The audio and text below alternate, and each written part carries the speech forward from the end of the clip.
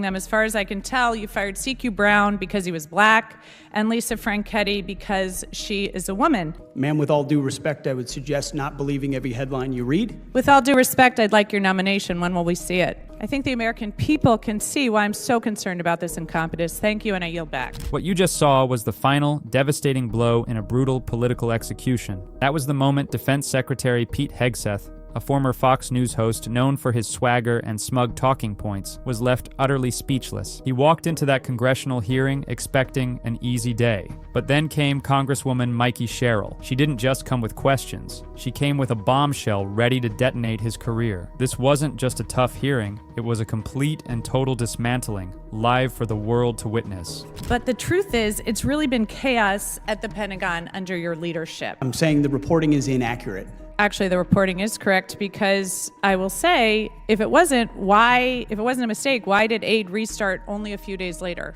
A position that's been... So when will we see your nominee for the Chief of Naval Operations? Hegseth tried to fall back on his media training, tried to spin his way out of trouble, but Sherrill was relentless. She laid a trap, and he walked right into it. So, what were the devastating facts that left Hegseth so exposed he was effectively thrown out of Congress? Trust me, the full story is even more shocking than you thought. It all started with Mikie Sherrill calling out Hegseth's entire strategy. She knew he was just a performer, trained at Fox News to turn disasters into slogans. Secretary Hegseth, Chairman Kane, thank you both for being here today. Mr. Secretary, your testimony over the last several days before Congress, I've heard you speak about all of your supposed accomplishments from your time at the Pentagon. I have to say, your training at Fox News has let you spin months of dangerous dysfunction and incompetence into catchy phrases like restoring the warrior ethos and increasing lethality. But the truth is, it's really been chaos at the Pentagon under your leadership. You've clearly shown you're unable to manage the Department of Defense, but what I'm most concerned about are three specific areas: your operational incompetence, your managerial incompetence, and your budgetary incompetence. And there it is. The gauntlet has been thrown down. Did you hear that? That wasn't just a list of complaints. That was a roadmap for a political demolition. Mikie Sherrill announced her strategy right to Pete Hegseth's face: operational, managerial, and budgetary incompetence. Hegseth sat there, a smirk probably forming on his face, thinking he could handle a few jabs. He likely heard those words and dismissed them as typical political jargon, something he could easily deflect with a talking point he learned at Fox News. But this wasn't jargon. This was a prosecution. Sherrill wasn't just making random accusations. She was laying out the charges, one by one, for the whole world to see. This was a methodical, three-pronged assault, designed to dismantle his entire public persona. She had done her homework, and Hegseth had no idea what was about to hit him. She decided to start with his operational incompetence, and the opening charge was absolutely staggering. Was it possible? Had Hegseth, in his very first week on the job, single-handedly but mistakenly reversed a monumental U.S. foreign policy decision, putting a key ally at risk? The answer was about to leave the entire hearing room in stunned silence. According to news reports, in your first week on the job, you got confused in a National Security Council meeting and thought President Trump wanted you to stop all aid to Ukraine. In a well-functioning administration, you would have asked for clarification before making that seismic policy shift, but instead you ordered vital military aid heading to the front lines turned around, costing the U.S. millions of dollars and depriving Ukrainian soldiers of equipment they needed to fight Russia. So, Mr. Secretary, can you explain how exactly you misunderstood such a monumental presidential order? This guy is really the Muppet of Donald Trump. What he says as reaction is even more hilarious. One of many fake news headlines we've dealt with. So President Trump told you to halt military aid to Ukraine on January 30th? As is often the case, highly ideological and very ill-informed reporters love to speculate about things they know nothing about in order to spear President Trump and myself. So it sounds like actually the reporting is correct, because I will say, if it wasn't a mistake, why did aid restart only a few days later? Again, we would take complete issue with what would some call reporting and others call a hatchet job. So why did aid start just a couple days later? I'm saying the reporting is inaccurate. He had no answer. He tried to blame fake news and ill-informed reporters. the oldest trick in the Trump administration's book. But Mikie Sherrill cornered him with simple logic. If the order was legitimate, why was it reversed just days later? Hegseth could only repeat his denials, calling the reporting a hatchet job. But then there is more viral footage showing up. This time, Carbajal drops a bombshell, and this one was even more personal, exposing his managerial incompetence. Secretary, do you think the United States should continue supporting Ukraine in its fight against Russia, a nation that is hostile towards the United States? Well, as you know, sir, President Trump is committed to peace. No, I just want yes or no answers. The United States has spent billions of dollars. Yes or no? Yes or no? Over years. Just yes or no. Can I get a yes or no out of you? We continue to send Come on. presidential drawdown. It's that authority. easy. Kindergartners can give me a yes or no. Yes or no. Did you see that? It's the same pattern. When asked a direct question about supporting an ally against a hostile nation, Hegseth pivots to a vague talking point about peace. It's an insult to the intelligence of everyone in the room. Carbajal's frustration was palpable. He even had to remind Hegseth this isn't Fox anymore. Hegseth's refusal to give a straight answer wasn't just irritating one lawmaker, it was becoming a pattern that frustrated Congress as a whole. Can you just say yes or no? This isn't Fox anymore. This moment proved that Hegseth's problem wasn't just a single misunderstanding with Sherrill, it was a fundamental inability to engage honestly with oversight. He was crumbling under pressure from all sides. But while Carbajal had him on the ropes over Ukraine, Sherrill was waiting to deliver her next body blow. The focus now shifted back to her, as she prepared to dissect Hegseth's even more personal failures, his managerial incompetence. I don't think that's correct. So let's move on to your managerial incompetence. I think we can see why you misunderstood the president, because you're obviously misunderstanding my questions. Sherrill masterfully mocks Hegseth by dismissing his denial and instead attacking his basic comprehension. She condescendingly links his inability to understand her questions to his monumental failure of misunderstanding the president. This frames him as not just evasive, but fundamentally incapable of grasping simple information, both in the hearing and in his official duties. It's a calculated insult designed to paint him as intellectually out of his depth and unfit for his role. Less than a month into the job, you fired the chairman of the Joint Chiefs, C.Q. Brown, and the chief of naval operations, Lisa Franchetti, without cause. And to this day, you still have not provided an adequate explanation for removing them. As far as I can tell, you fired C.Q. Brown because he was black and Lisa Franchetti because she is a woman. So nearly 4 months later, we still don't have a new nominee for Chief of Naval Operations. News reports, and you can contest it, but I'd love to hear your answer, say that you haven't nominated someone because qualified admirals keep turning the position. Sherrill escalates her attack from simple incompetence to a devastating accusation of bigotry by stating, "As far as I can tell, she strategically introduces the idea that the firings were motivated by racism and sexism, forcing Hegseth into a defensive position on a deeply toxic issue. Then she twists the knife by highlighting the 4-month leadership vacuum his actions created. Finally, she suggests his own toxicity is to blame, citing reports that no qualified admiral wants the job, thus painting him as a pariah rejected by the very institution he leads." So tell me, Mr. Secretary, when will Congress receive your nomination for the next chairman of the next chief of naval operations? Ma'am, with all due respect, I would suggest not believing every headline you read. With all due respect, I'd like your nomination. When will we see it?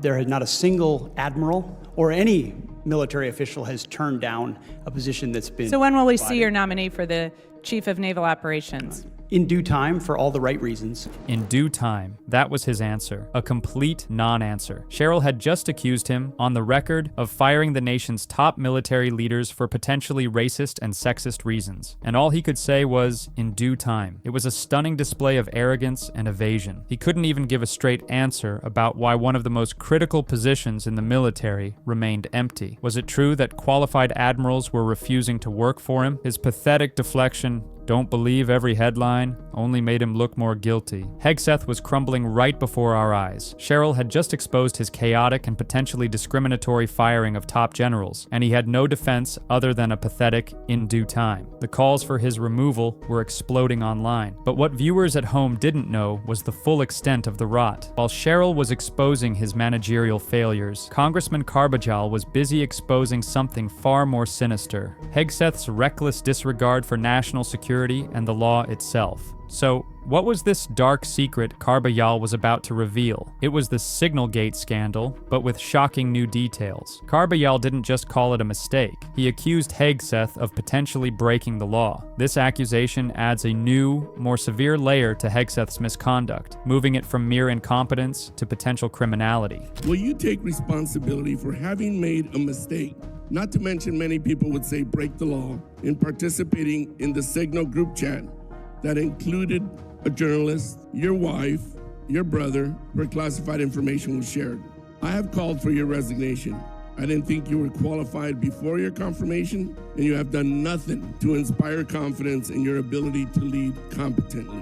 This is The Bombshell, a secret chat group with a journalist, his wife, and his brother, where classified information was shared. This wasn't just incompetence anymore. Carbajal framed it as a potential crime. But notice the language. Carbajal confirms that bipartisan members of Congress have called for his resignation. This wasn't just a Democrat pile-on.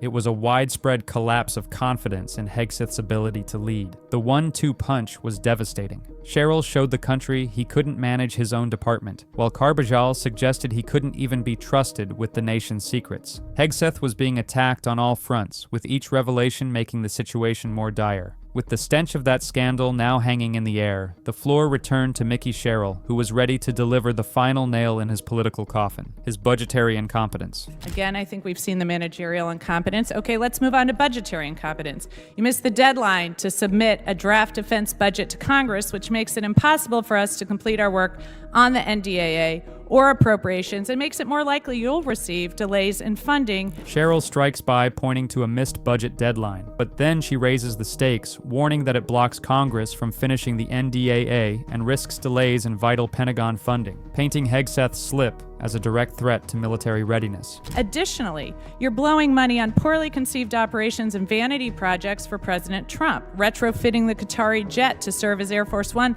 will cost about $400 million. The parade in D.C. this weekend will cost upwards of $40 million. Your bombing campaign in Yemen cost about $1 billion, and a week later they were having missile strikes in Israel. Your operations in L.A. will cost tens of millions of dollars, and you claim to be cutting costs at the Pentagon, but all I see are wasted dollars better spent addressing our most pressing threats like China. Sherrill shifts from missed deadlines to outright financial recklessness, but then she hammers him with a barrage of waste. A $400 million jet refit, a $40 million parade, a $1 billion Yemen strike that failed within a week, and costly LA operations. She undercuts his cost-cutting claims, reframing him as a spender who ignores real threats like China. So, Mr. Secretary, what priorities have you cut funding for to pay for these projects?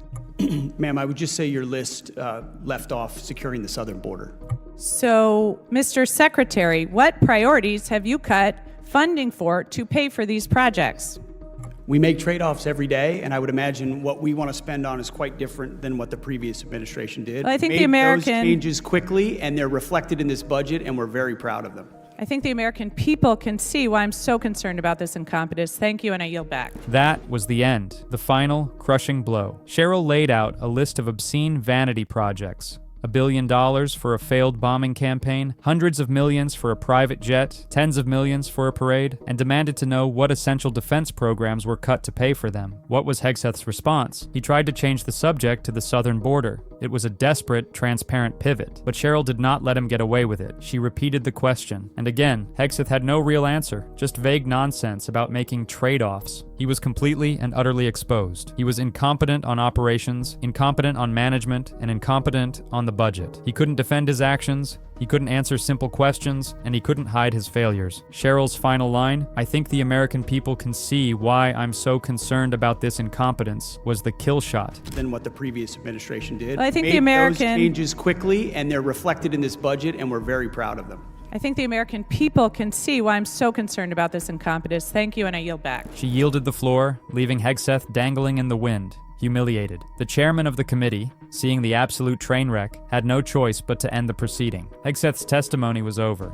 He was ordered out. He was disgraced. For all intents and purposes, Pete Hegseth was thrown out of Congress, his reputation shattered by the bombshells Mikie Sherrill had just made public. Look at him. This is not the face of a warrior. This is the face of a man who has been publicly destroyed. He came in with arrogance but left in total disgrace, exposed as a fraud who is unfit to lead. Another tense exchange with Congressman BOMBSHELL provides a deeper connection to the scandals and frustrations that were brewing. This confrontation reinforces the themes from the previous hearing, particularly Hegseth's evasiveness and the severe consequences of his actions. A key connection is the bipartisan nature of the criticism. The initial article mentioned Republican Senator Thom Tillis calling Hegseth's tenure a red flag. Congressman BOMBSHELL confirms this sentiment is widespread, stating, "There's been bipartisan members of Congress that have called for your resignation." And there's been bipartisan members of Congress that have called for your resignation. This proves that the alarm over Hegseth's leadership wasn't just a Democratic talking point, but a shared concern across the aisle. BOMBSHELL himself states he called for Hegseth's resignation even before his confirmation, believing he was unqualified from the start. Where Sherrill's takedown was a systematic dismantling, BOMBSHELL's was a fiery, personal condemnation that culminated in a stunning moment. After calling Hegseth an embarrassment to the United States and unfit to lead, BOMBSHELL dismissed him entirely, saying he was not worthy of my attention or my questions. You're an embarrassment to the United States. No, not today, Hegseth. Support and defend the Constitution of the United States. You know what? Proud I'm not going to waste my time anymore. You're not worthy of my attention or my questions. You're an embarrassment to this country. You're unfit to lead. And there's been bipartisan members of Congress that have called for your resignation.